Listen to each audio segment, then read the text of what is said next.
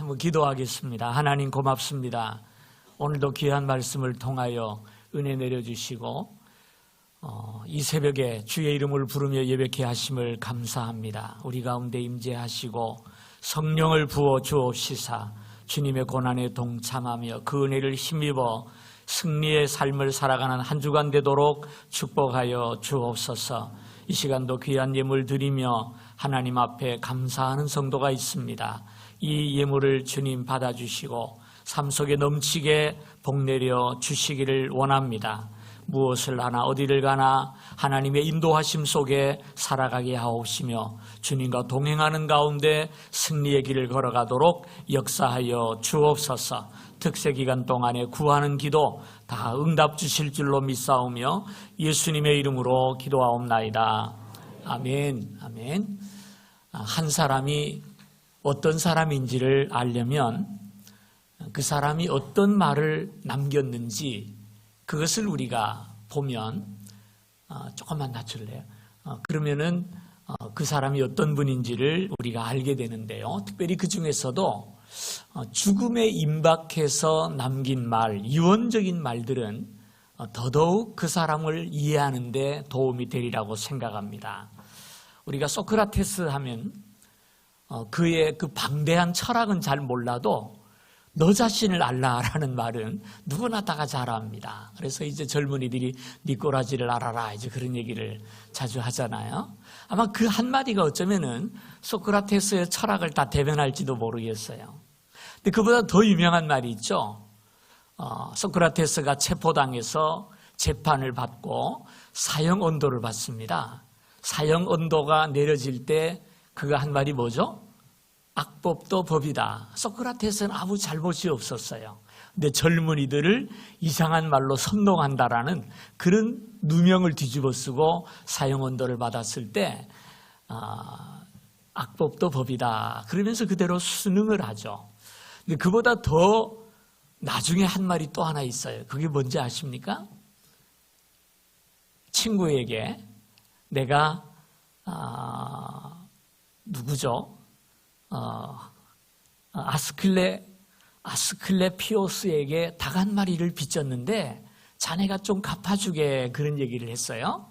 그래서 그 얘기를 보고 이 소크라테스는 빚지고 못 사는 사람이다.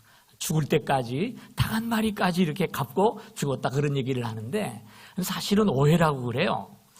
그 말이 왜 나왔냐 하면 이제 소크라테스가 이제 지하 감옥에 갇혀서 죽을 날을 기다리다가 사형이 집행되는 날이 됐대요. 그래서 이제 친구들과 아내가 이제 다 그 감옥에 왔답니다. 감옥에 와가지고 이제 막 걱정을 하고 인사를 나눴을 때 여자들을 먼저 다 집에 보냈답니다. 왜?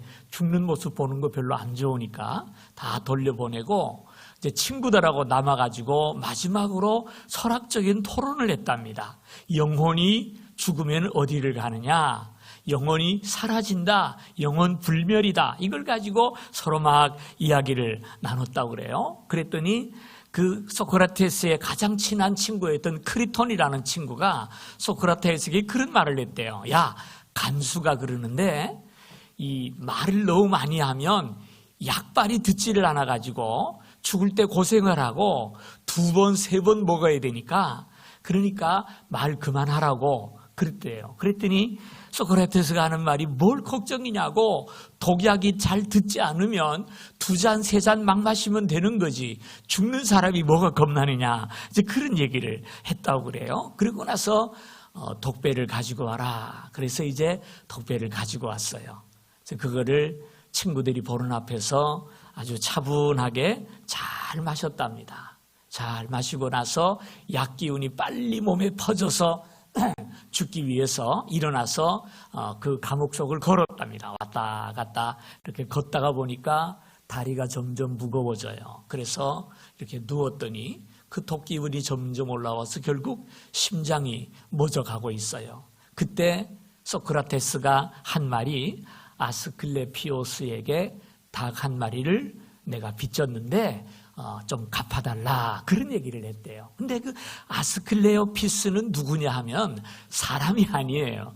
신입니다. 신. 어떤 신이냐 하면 약과 치유를 관장하는 신이라 그래요.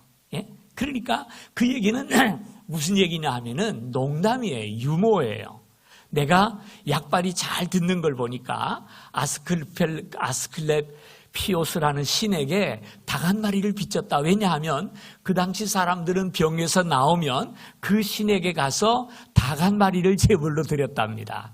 그러니까 내가 지금 그 신에게 닭 한 마리를 빚졌다. 왜? 약발이 이렇게 잘 들어서 쉽게 죽게 됐으니 얼마나 좋으냐. 그러니 친구에게 닭 한 마리를 좀 대신 그 신에게 드려달라. 그 얘기를 하는 것이었다고 그래요.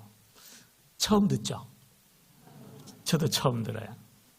그러니까 이 소크라테스가 남긴 두 가지 말을 보면 그는 철저하게 법을 준수하고 질서를 지킨 사람이었고, 그러면서 고지고대로 딱딱한 사람이 아니라 어떤 사람입니까?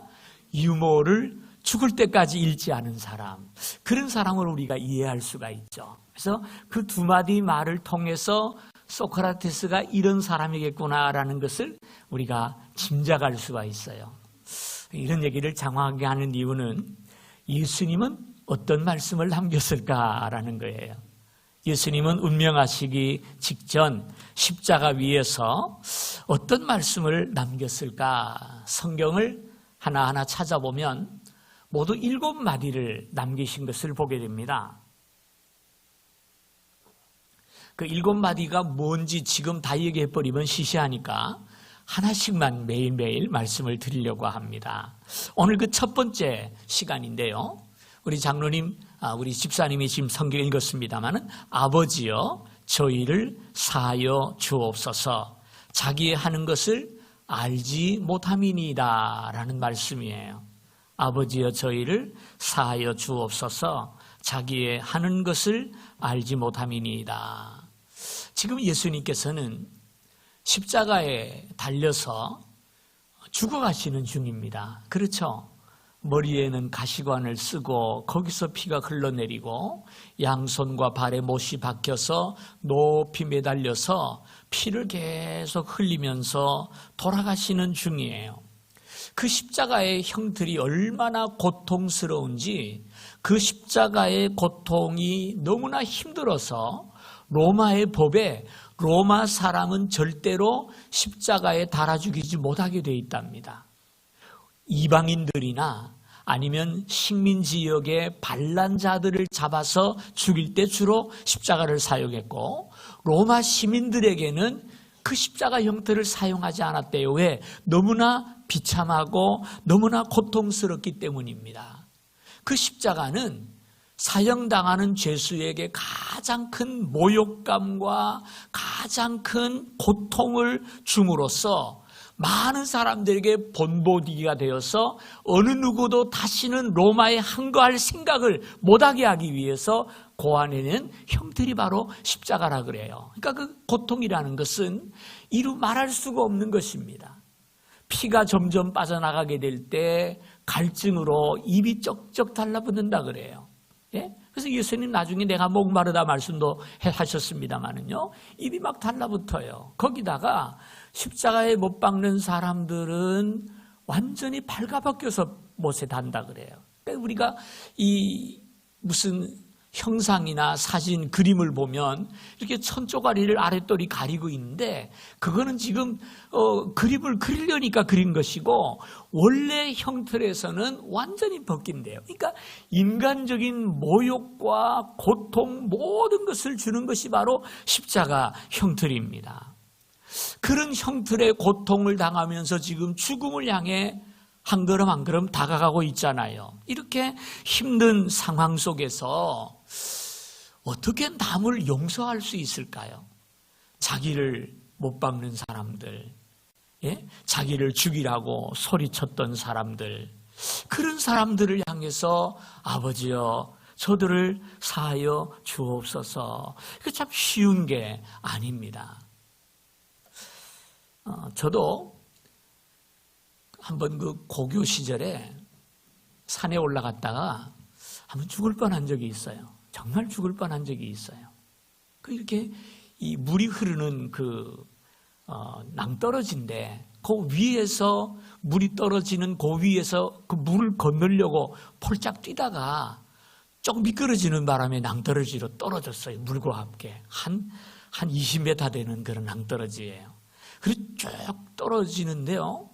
몸이 휙 돌아서 물길을 따라 떨어지는데 처음에는 이렇게 붙잡았지만 속도가 빨라지니까 머리가 뒤로 넘어지더라고요. 그러니까 하늘밖에 안 보여요. 그때 제가 무슨 생각이 들었겠습니까? 어릴 때부터 교육받은 게 있어요. 돌아가기 죽기 전에는 항상 하나님을 찾아서 하나님 내 영혼을 부탁합니다. 그런 기도를 해야 천당을 간다 그래가지고 그게 제일 먼저 생각이 났어요.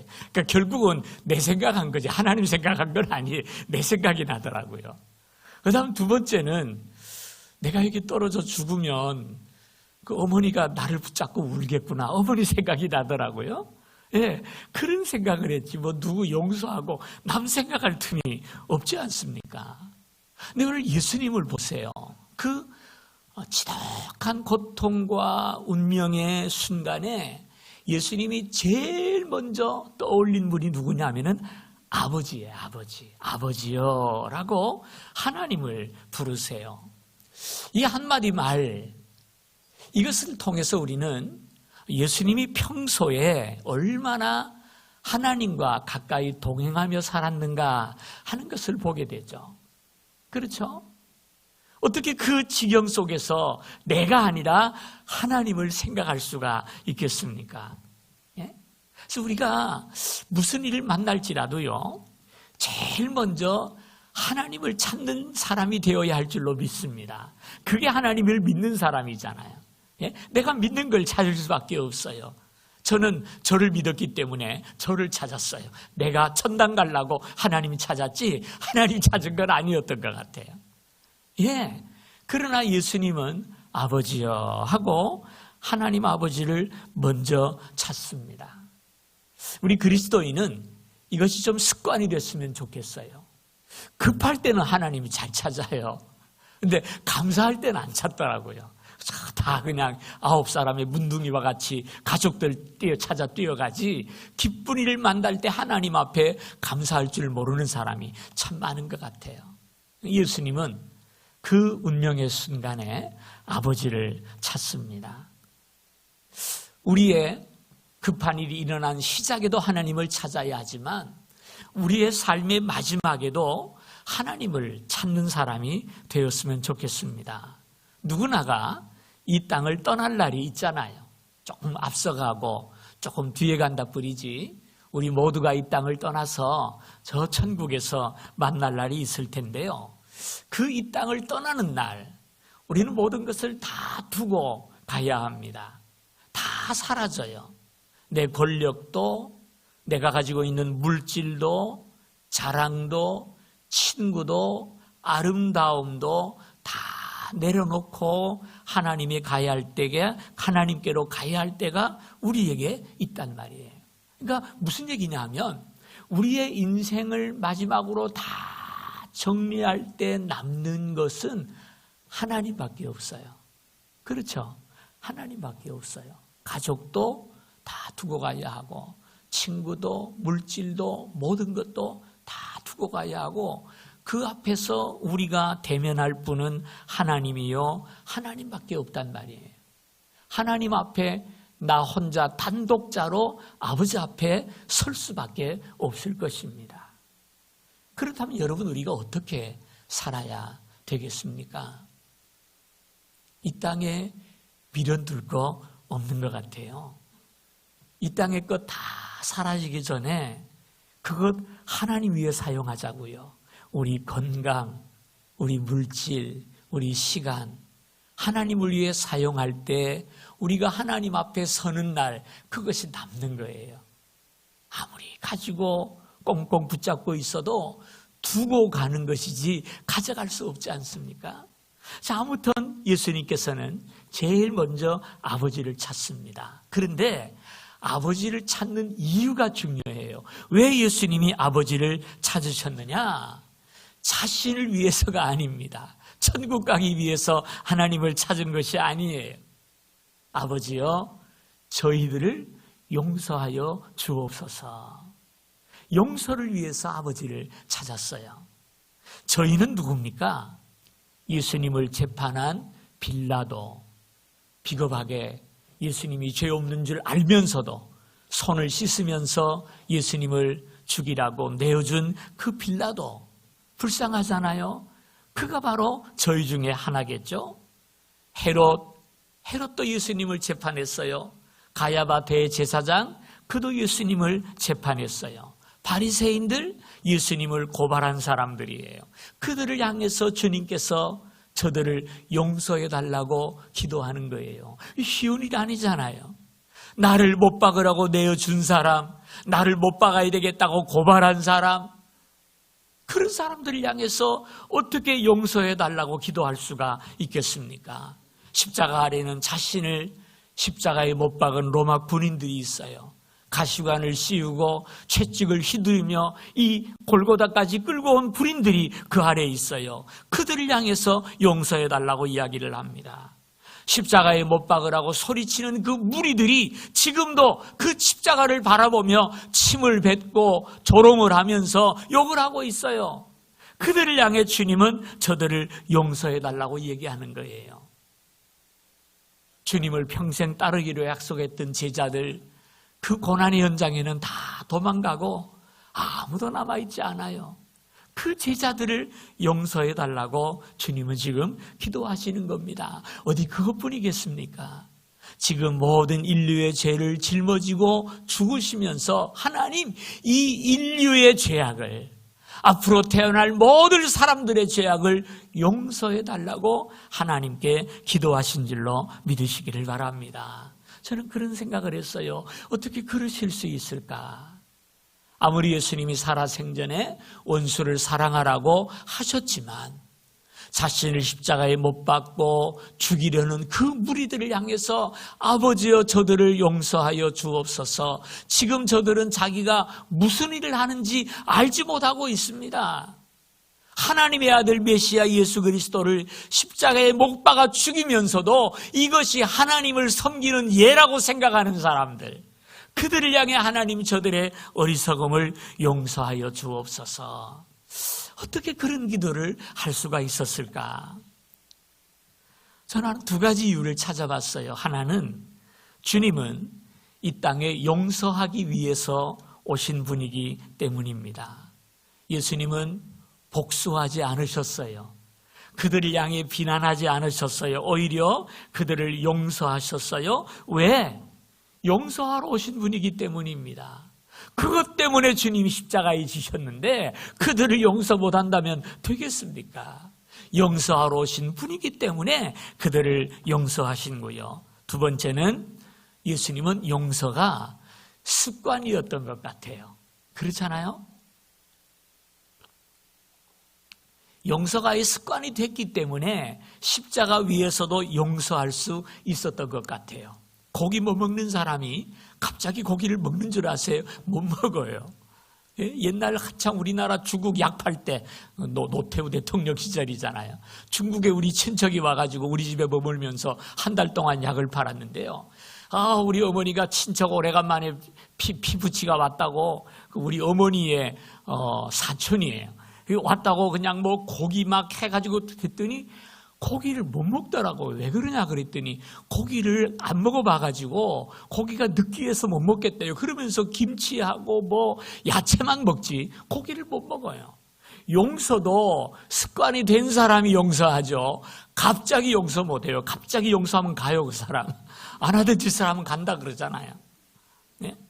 예수님은 가늠한 여인이 현장에서 붙잡혀서 사람들에게 돌팔매질을 당하기 위해서 끌려 나오는 모습을 보고 모세는 이런 여자를 돌로 쳐 죽이라 그랬는데 당신이라면 뭐라고 말하겠습니까? 예수님 뭐라 그러셨어요? 너희 중에 죄 없는 자가 먼저 돌로 쳐라.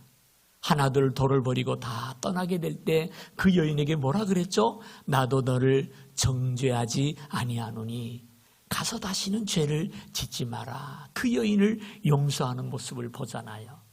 한 중풍병자가 네 사람의 친구에게 매워가지고 예수님을 찾아왔어요. 너무나 사람이 많으니까 지붕을 뚫고 달아내렸잖아요. 그 중풍병자에게 주님 뭐라 그랬어요? 내 죄가 사하여 졌느니라. 일어나 침상을 들고 가라. 용서하시는 주님의 모습을 보지 않습니까? 이것이 바로 세상을 구원하는 능력입니다. 여러분, 이 세상은 복수하고 개혁하고 뭐 한다고 바로 되는 게 아니에요. 무엇을 통해 변화가 이루어지느냐? 용서를 통해서 이루어지는 것입니다. 하나님은 죄인들을 심판하려고 이 땅에 예수를 보낸 것이 아니라 죄인들을 위하여 대신 희생하시면서 용서하시려고 이 땅에 보내신 줄로 믿습니다. 그 용서의 복음이 온 땅의 복음이 증거되고 온 세상을 변화시켜 나가는 것, 우리가 지금 보고 있지 않습니까? 용서만이 세상을 바꾸고요, 용서만이 우리를 구원합니다. 영국에 웰링턴이라는 유명한 제독이 옛날에 있었죠. 그 웰링턴 제독이 지휘하는 휘하의 군사들이 다 용감한데 그 중에 구제불능인 병사가 하나 있었대요. 언제나 사고치고 전쟁 나면 도망가고 술 먹고 정신 못 차리고 그러고 돌아다니는 거예요. 그래서 웰링턴 장군이 그 병사를 볼 때마다 정신 좀 차리라고, 너 그래가지고 어떻게 하겠냐고, 그러고 타이르기도 하고 그냥 혼을 좀 내기도 하고 영창에 보내기도 하고 암만 해도 이름이 고쳐지지를 않는 거예요. 하다 못하다가 나중에는 큰 사고를 쳐가지고 그 웰링턴 제독이 그들을 불렀어요. 불러가지고 군사재판을 엽니다. 야, 이놈아, 내가 너한테 가르쳐도 보고 꾸짖어도 보고 때려도 보고 영창에도 보내보고 안 해본 짓이 없다. 안 해본 짓이 없다. 그런데 끝까지 말썽이니까 이제는 더 이상 할 게 없다. 내가 오늘 죽어야 되겠다. 사형언도를 내리려고 하는 거예요. 꼼짝없이 그 친구는 죽게 생긴 거예요. 그때 그 말썽쟁이의 가장 친한 친구가 그 재판장에 뛰어들었어요. 장군님, 왜 그러냐? 장군님이 저 친구에게 다 했다고 했는데 한 가지 안 한 게 있습니다. 그거 한번 해보십시오. 그러면 친구가 변할 겁니다. 그게 뭔데? 그랬더니 용서입니다. 용서. 저 친구를 한번 용서해 주시기를 바랍니다. 가만 듣고 보니까 다 했는데 용서는 안 해봤거든요. 그래, 알았다. 한번 용서 한번 해보자. 내가 너를 용서할 터이니까 정신 똑바로 차리고 살아라. 돌려보냈더니요, 그날부터 이 사람이 확 달라져 가지고요, 뭐든지 솔선수범하고 전쟁터에 앞장서고 아주 모범사병이 되었다라는 이야기가 있어요. 예, 용서야말로 가장 강력한 능력이요 힘인 줄로 믿으시면 아멘 하시기를 바랍니다. 여러분 가운데 아직 용서하지 못한 사람이 있습니까? 주님의 마지막 말씀은 용서였어요. 아버지여, 저들의 죄를 용서하여 주옵소서. 중국 영화를 보면 항상 그 죽으면서 남기는 얘기가 있죠. 아들아, 내 복수를 부탁한다. 그러니 그 나라 전쟁이 끝나지 않고 맨날 삼국지만 쓰고 있잖아요. 그렇잖아요. 용서가 사람을 바꾸고 용서가 세상을 변화시키는 줄을 믿으시기를 바랍니다. 우간다에 옛날에 이디 아민이라고 하는 독재자가 통치했을 때입니다. 이디 아민이 하도 독재를 하고 횡포를 부리니까 그 우간다의 어떤 동네에 있던 목사님이 한 분 계셨대요. 케피 샘팡기라는 목사님인데 이 목사님이 설교하면서 그 독재와 정부의 책에 대해서 비판을 많이 했답니다. 어느 날 부활절 아침인데 그날도 목사님이 말씀을 마치고 7,000명의 성도들 앞에 말씀을 마치고 목양실로 들어오니까 낯선 사람 5사람이 기다리고 있더래요. 누구십니까? 그랬더니 하는 말이 우리는 비밀경찰입니다. 왜 당신은 정부에 협조하지 않고 늘 비판만 합니까? 우리는 국가의 이름으로 당신을 처단하러 왔습니다. 그러더래요. 그러면서 총을 꺼내서 겨누는 거예요. 이 샘팡기 목사님이 어떻게 합니까? 알겠습니다. 내가 죽어야 한다면 죽겠습니다. 그러나 오늘은 부활절 아침입니다. 나도 부활을 믿는 사람이기 때문에 죽음이 두려운 것은 아닙니다. 그러나 죽기 전에 나에게 2분만 시간을 주신다면 나도 하나님 앞에 기도하고 내 인생을 정리하고 갈 테니까 2분만 시간을 주십시오. 그랬더니 그들이 하는 말이 좋습니다. 2분 시간을 드릴 테니까 기도하세요. 그래서 이 샘팡기 목사님이 2분 동안 하나님 앞에 이런 기도를 했답니다. 하나님 아버지, 우간다의 통치자 이디 아민을 용서하여 주옵소서. 그의 명령을 원하지 않으면서도 받들어야 하는 이 불행한 5 형제들도 용서하여 주시옵소서. 그리고 우리 우간다 국민들에게 자유를 주시고 내 사랑하는 조국이 사랑의 땅과 의의 땅이 되도록 도와주시옵소서. 다시는 나와 같은 비극인이 생겨나지 않도록 불쌍히 여겨 주옵소서. 기도를 간절히 드리고 눈을 떴는데 그 목사님 눈에서 눈물이 쭉 흘러내렸어요.